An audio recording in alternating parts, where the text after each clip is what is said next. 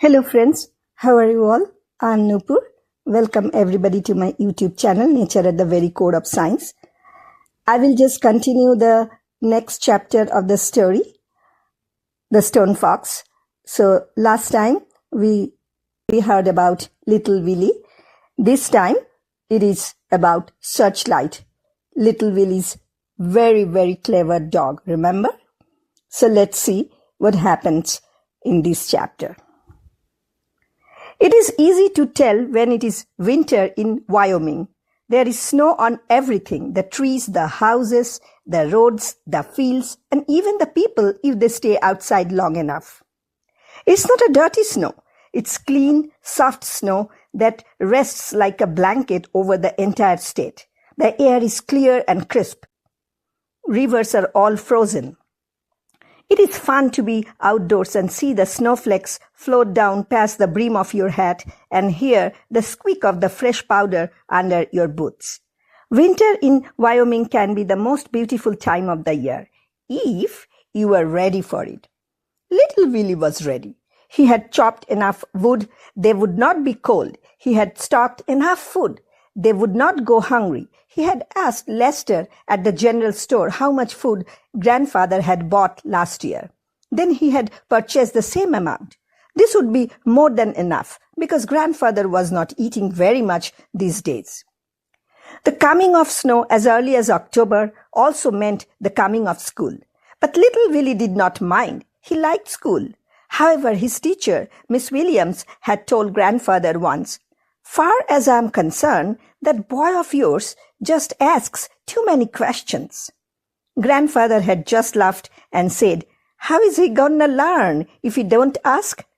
Then later, grandfather had said to little Willie, "If your teacher don't know, you ask me.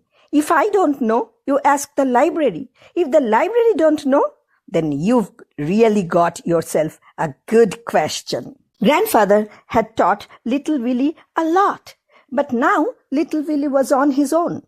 Each morning he would get up and make a fire. Then he would make oatmeal mush for breakfast. He ate it, Searchlight ate it, grandfather ate it. He would feed grandfather a spoonful at a time.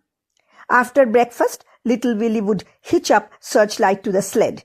It was an old wooden sled that grandfather had bought from the Indians. It was so light that little Willie could pick it up with one hand, but it was strong and sturdy. Little Willie rode on the sled standing up and Searchlight would pull him 5 miles across the snow-covered countryside to the schoolhouse, which was located on the outskirts of town. Searchlight loved the snow. She would wait patiently outside the schoolhouse all day long. And little Willie never missed a chance to run out between classes and play with his friend. After school, they would go into the town of Jackson and run errands. They would pick up supplies at Lester's general store, go to the post office or go to the bank. Little Willie had $50 in a savings account at the bank. Every month, grandfather had deposited the money little Willie had earned working on the farm. "Don't thank me," grandfather would say. "You earned it. You are a good little worker and I'm proud of you." Grandfather wanted little Willie to go to college and become educated.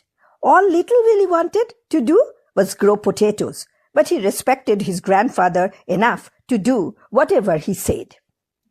If there were no errands to run that day, Searchlight would just pull little Willie up and down Main Street. Little Willie loved to look at all the people, especially the city slickers, as grandfather called them. Why? They didn't know a potato from a peanut, grandfather said, and their hands were as pink and soft as babies. You couldn't miss the city slickers. They were the ones who looked as if they were going to a wedding. At a little before 6 each day, little Willie would position his sled in front of the old church on Main Street. Today again he waited, eyes glued on the big church clock that loomed high overhead. Searchlight waited too, ears puckered up, eyes alert, legs slightly bent, ready to spring forward. Bang! At the first stroke of 6, Searchlight lunged forward with such force that little Willie was almost thrown from the sled. Straight down Main Street they went. the sled's runners barely touching the snow. They were one big blur as they turned right onto North Road, and they were almost out of the town before the church clock became silent again. "Go, Searchlight, go!" Little Willie's voice sang out across the snowy twilight. And did Searchlight go? She had run this race 100 times before, and she knew the whereabouts of every fallen tree and hidden gully. This enabled her to travel at tremendous speed even though it was getting dark and more dangerous. Little Willie sucked in the cool night air and felt the sting of the wind against his face. It was a race, all right, a race against time, a race against themselves, a race they always won. The small building up ahead was Grandfather's farmhouse. When Searchlight saw it, she seemed to gather up every ounce of her remaining strength. She forged ahead with such speed that the sled seemed to lift up off the ground and fly. They were so exhausted when they arrived at the house that neither of them noticed the horse tied up outside. Little Willie unhitched Searchlight, and then both of them tumbled over onto their backs in the snow and stared up at the moon. Searchlight had her head and one paw on Little Willie's chest and was licking the underside of his chin. Little Willie had a hold of Searchlight's ear and he was grinning. The owner of the horse stood on the front porch and watched them tapping his foot impatiently.